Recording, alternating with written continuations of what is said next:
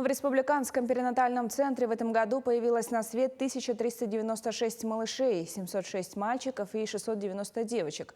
Но прежде чем родить ребенка, женщины наблюдаются в консультативно-диагностическом центре.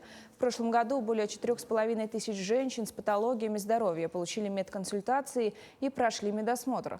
В консультативно-диагностическом центре есть все условия для профилактики женских заболеваний. Будущих мам осматривают опытные врачи с использованием новых технологий.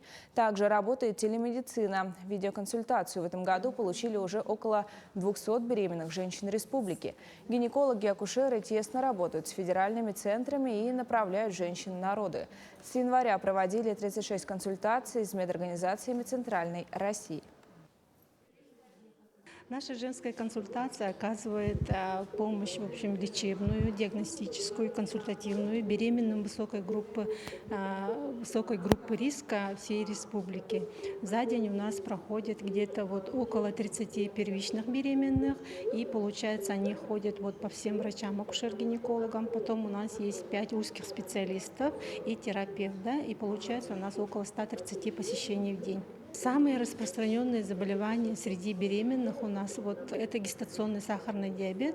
Это именно сахарный диабет, который возникает во время беременности.